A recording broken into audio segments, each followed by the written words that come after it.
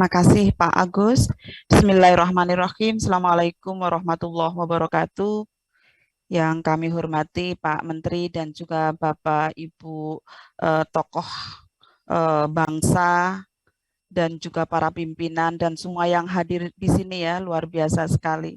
Saya juga barusan pulang untuk takziah ketemu Bu Khalifah ya.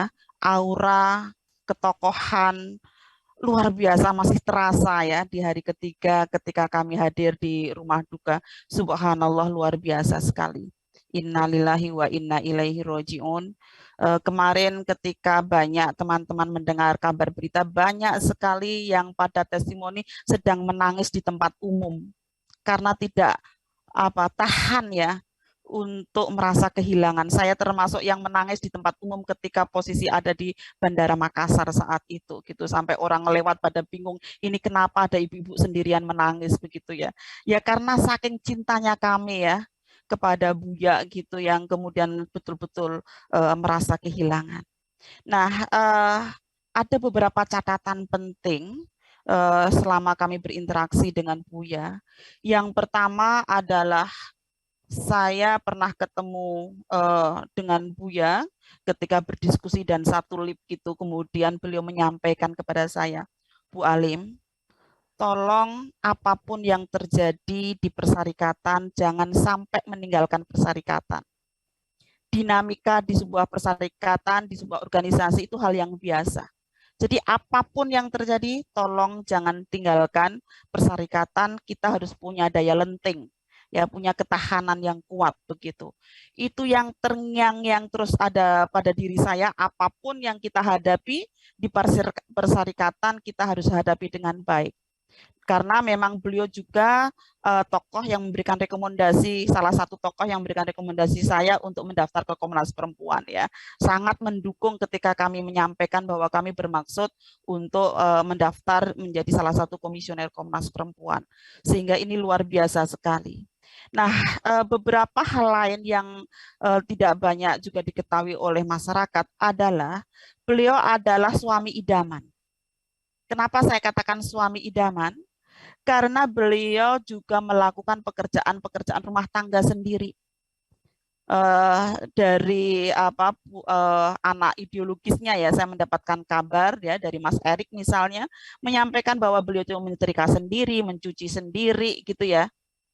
Hanya satu, yaitu tidak masak sendiri karena beliau sangat menyukai masakan Bu Lip gitu, Bu Khalifah gitu. Ini saya pikir ya bagi anak-anak sekarang ini suami idaman ya, yang bisa ikut berkontribusi pada pekerjaan-pekerjaan rumah tangga dan pengasuhan. Ini luar biasa sekali gitu. Nah, selain itu adalah kami sempat juga ngobrol dengan Mas Erik ya. Beliau itu punya ada program anak panah ya, Mas Inggit dan Mas Sidik ya, yang dikirimkan ke satu daerah yang dibiayai 100% dari Buya gitu. Dan ini juga akan diperpanjang. Buya ini menunjukkan bahwa pemikiran-pemikiran Buya itu tidak hanya melangit ya, tetapi juga sampai ke grassroots, sampai dinikmati manfaat langsungnya oleh masyarakat gitu.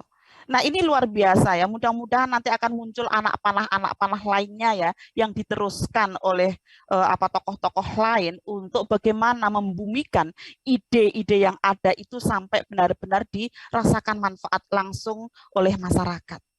Jadi anak panah ini saya pikir sesuatu yang sangat penting, catatan kami ya, untuk bagaimana kita lanjutkan ya, supaya kemudian ide-ide itu tidak hanya di kota-kota besar, tapi betul juga melesat ya, namanya anak panah ya, kita pancarkan gitu bisa melesat jauh sampai ke pelosok-pelosok penjuru dunia.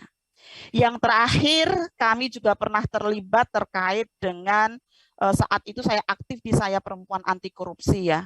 Bagaimana kita bergerak untuk save KPK, untuk bagaimana kita berjuang melawan korupsi yang ada di mana-mana. Beliau mengatakan ini korupsi ini kayak menggurita ya.